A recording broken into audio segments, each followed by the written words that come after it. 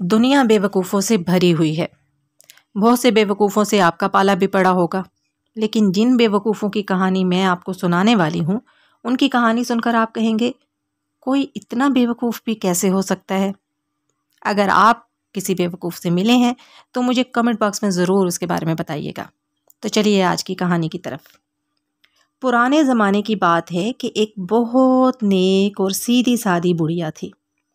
اس کے 2 بیٹے تھے۔ بڑا بیٹا بدلو کاروبار کے سلسلے میں کہیں پردیس چلا گیا تھا۔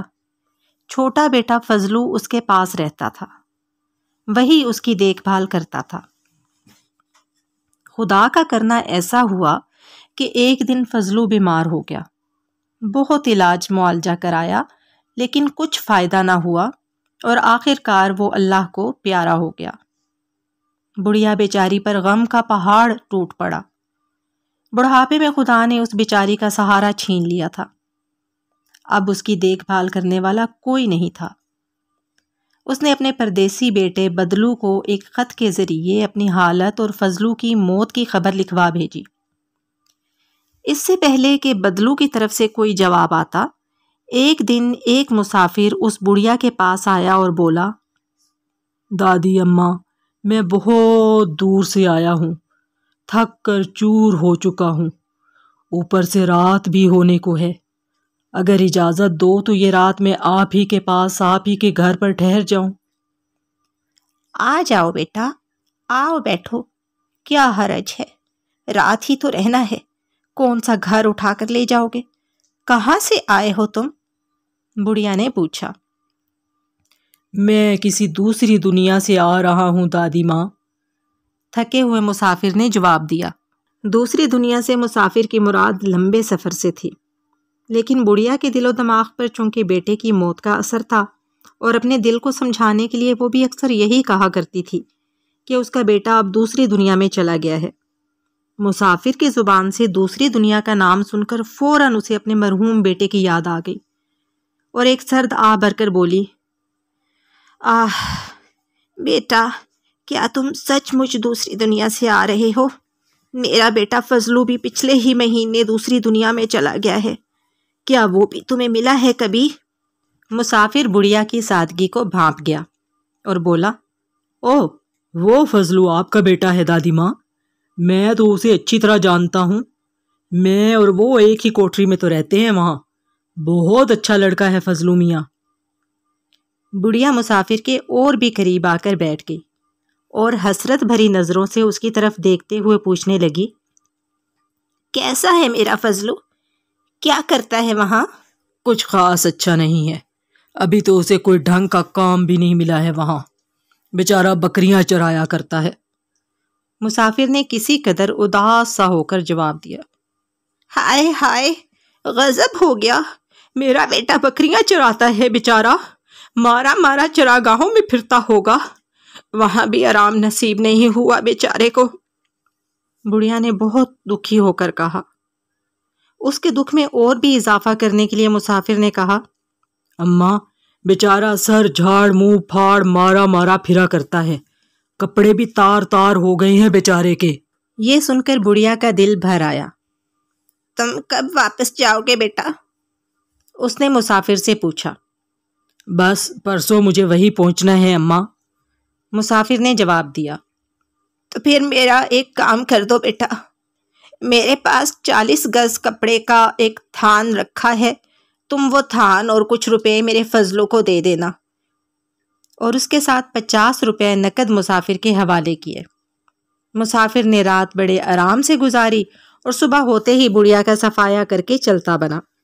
کچھ دنوں بعد بڑھیا کا بڑا بیٹا بدلو بھی پردیس سے لوٹ آیا۔ آتے ہی پہلے تو ماں بیٹا دونوں ایک دوسرے سے گلے مل کر خوب روئے، پھر فضلو کی اچانک موت پر افسوس کا اظہار کیا۔ ایک دن باتوں باتوں میں ماں نے اپنے بیٹے کو بتایا کہ بیٹا، جب تم نہیں تھے تو دوسری دنیا سے ایک آدمی ایک رات گزارنے ہمارے گھر آیا تھا، اس نے تمہارے بھائی فضلو کے بارے میں مجھے سب کچھ بتایا۔ دوسری دنیا میں وہ آدمی اور فضلو ایک ہی کوٹری میں رہتے ہیں۔ بتا رہا تھا کہ فضلو ابھی تک بکریاں ہی چراتا ہے، بیچارے کے کپڑے بھی پھٹ گئے ہیں، میں نے ایک تھان کپڑا اور 50 روپے نقد فضلو کے لیے اس کے ہاتھ بھیج دیے ہیں۔ یہ سن کر بدلو چونک پڑا۔ گھاٹ گھاٹ کا پانی پی کر اب وہ اتنا سیدھا نہیں رہا تھا۔ اب وہ ایسی چال بازیوں کو خوب سمجھنے لگا تھا۔ بولا، اماں تم تو واقعی بہت سیدھی ہو، بھلا دوسری دنیا سے کوئی واپس آتا ہے؟ زمانے کے ہیر پھیر کو نہیں سمجھتی ہو۔ بدلو کو رہ رہ کر اپنی ماں کی سادگی اور مسافر کی چالاکی پر غصہ آ رہا تھا۔ پھر کچھ سوچ کر بولا، اچھا اماں تم آرام سے گھر میں رہو، میں چلا۔ ناک کی سیدھ میں چلتا جاؤں گا اور اس وقت تک چلتا رہوں گا جب تک مجھے کوئی تم سے زیادہ سیدھا نہیں مل جائے گا، اور پھر جب تک اس نقصان کو پورا نہیں کر لوں گا گھر نہیں لوٹوں گا۔ یہ کہہ کر وہ ناک کی سیدھ میں چل دیا۔ دل ہی دل میں وہ کچھ منصوبے بناتا چلا جا رہا تھا۔ دور سے ہی اسے ایک گاؤں دکھائی دیا۔ وہ سیدھا اسی طرف چلتا گیا۔ بستی سے باہر جب وہ ایک زمیندار کی حویلی کے پاس پہنچا تو رک گیا۔ دیکھا ایک خوب موٹی تازی بکری بندھی ہوئی ہے۔ پاس ہی اس کے 3 خوبصورت میمنے بیٹھے ہیں۔ بدلو بھی وہیں گھٹنے ٹیک کر زمین پر بیٹھ گیا اور لگا بکری کو جھک جھک کر سلام کرنے۔ کمرے کی کھڑکی سے زمیندار کی بیوی یہ سب تماشا دیکھ رہی تھی۔ اس نے نوکرانی کو بلا کر کہا، ذرا باہر جا کر دیکھو تو کہ وہ آدمی ہماری بکری کو اس طرح جھک جھک کر سلام کیوں کر رہا ہے۔ نوکرانی نے جا کر پوچھا، اے بھلے آدمی، یہ ہماری بکری تمہاری کیا لگتی ہے جو اسے اس طرح سے فرشی سلام کرتے جا رہے ہو؟ بدلو نے جواب دیا، اے بی بی، اسی کی تلاش میں تو مارا مارا پھر رہا تھا میں۔ جسے تم بکری سمجھتی ہو وہی تو میری بیوی کی رشتہ دار ہے۔ کل میرے لڑکے کی شادی ہے، سبھی رشتہ داروں کو دعوت دی جا چکی ہے، صرف اسی کا پتہ نہیں چلتا تھا۔ میں اسے بے شادی میں آنے کی دعوت دینے آیا ہوں۔ اگر مالکہ صاحبہ اجازت دیں تو میری اور میری بیوی کی طرف سے گزارش ہے کہ یہ بھی اپنے بال بچوں سمیت شادی کی رونق بڑھانے کے لیے ضرور تشریف لائیں۔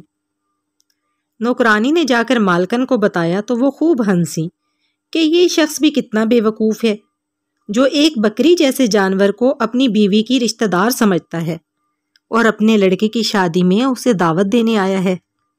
اچھا ہوگا اگر اسے اور بھی بے وقوف بنایا جائے تاکہ دوسرے لوگ بھی اس کی بے وقوفی پر ہنسیں۔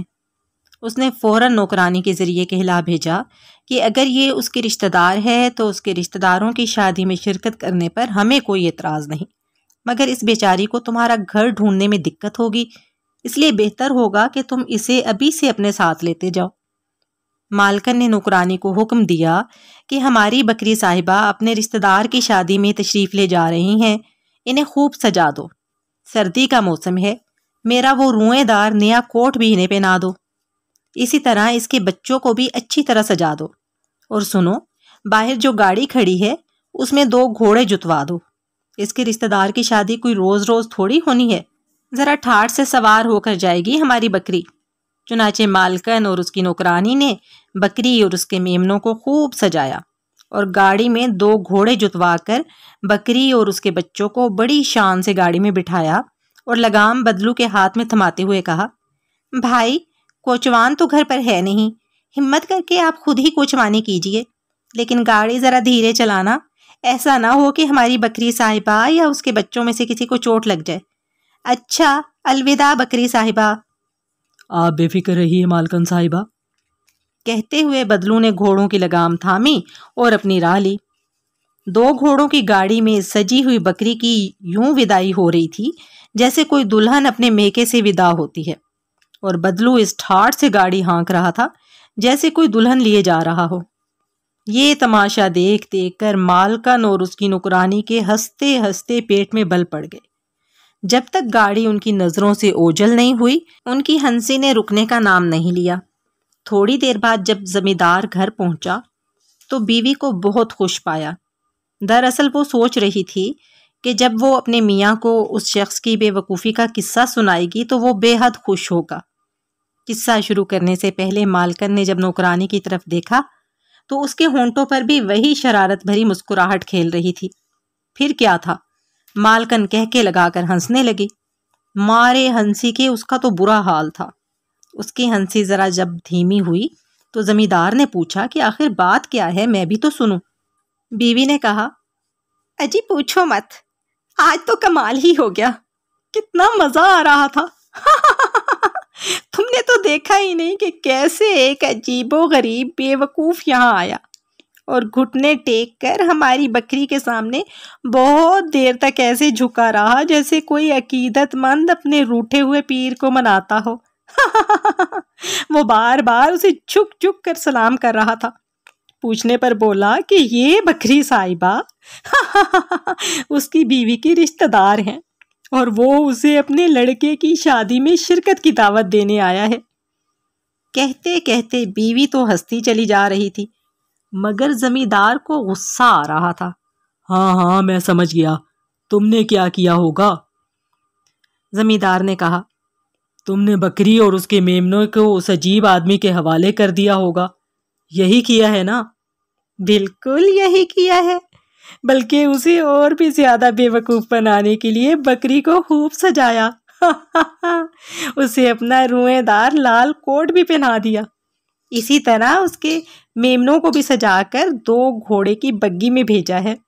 تم بھی ذرا دیکھتے تو مزہ آ جاتا۔ کس ٹھاٹ سے اپنے رشتہ دار کے ساتھ جا رہی تھی بکری صاحبہ؟ بیوی نے کہا۔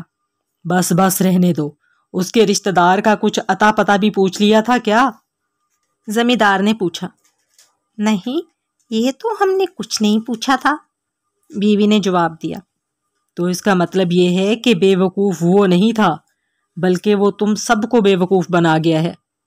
زمیندار کو اپنی بیوی پر بہت غصہ آ رہا تھا۔ کدھر گیا ہے وہ؟ زمیندار نے جلدی سے پوچھا۔ بیوی نے انگلی سے اشارہ کرتے ہوئے بتایا کہ ادھر کو۔ زمیندار نے فوراً اپنا گھوڑا تیار کیا اور اس کا پیچھا کرنے لگا۔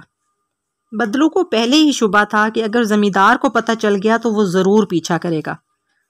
رفتہ رفتہ اسے ایسا محسوس ہونے لگا جیسے کوئی اس کا پیچھا کر رہا ہو۔ اس نے اپنے گھوڑوں کا رخ ایک گھنے جنگل کی طرف موڑ دیا۔ گھوڑوں اور گاڑی کو جھاڑیوں کی اوٹ میں کھڑا کر کے خود جنگل سے باہر نکل آیا اور اپنی ٹوپی اتار کر زمین پر اوندھی رکھ دی۔ اتنے میں زمیندار بھی ادھر ہی آ نکلا۔ اس نے بدلو سے پوچھا، او بھائی ٹوپی والے، ادھر تم نے کسی کو 2 گھوڑوں کی گاڑی میں جاتے ہوئے بھی دیکھا ہے؟ جی ہاں، دیکھا تو تھا حضور۔ اس گھوڑے کی گاڑی میں ایک بکری اور اس کے 3 میمنے بھی سوار تھے، مگر اسے نکلے تو کافی دیر ہو چکی ہے۔ بدلو نے جواب دیا۔ کس طرف کو گیا ہے وہ؟ مجھے اسی کو پکڑنا ہے، زمیندار بولا۔ بدلو نے پوچھا، کیا آپ اس راستے کو اچھی طرح جانتے ہیں؟ اگر نہیں جانتے تو اسے پکڑنا بہت مشکل ہے۔ اس راستے میں کئی موڑ آتے ہیں، راستے سے راستہ نکلتا چلا جاتا ہے، ایسا نہ ہو کہ آپ خود بھی بھٹک جائیں۔ ارے بھائی، اگر یہ بات ہے تو تم ہی میری مدد کرو، اسے پکڑنا بہت ضروری ہے۔ لو میرا یہ گھوڑا اور جاؤ۔ زمیندار نے اس کی خوشامد کرتے ہوئے کہا۔ نہیں حضور، میں نہیں جا سکوں گا، میری اس ٹوپی کے نیچے ایک شکرا بیٹھا ہے، میں اسی کی نگرانی کر رہا ہوں۔ بدلو نے کہا۔ انکار نہ کرو میرے اچھے بھائی، یہ گھوڑا لو اور فوراً جاؤ، تمہارے شکرے کی نگرانی میں کروں گا۔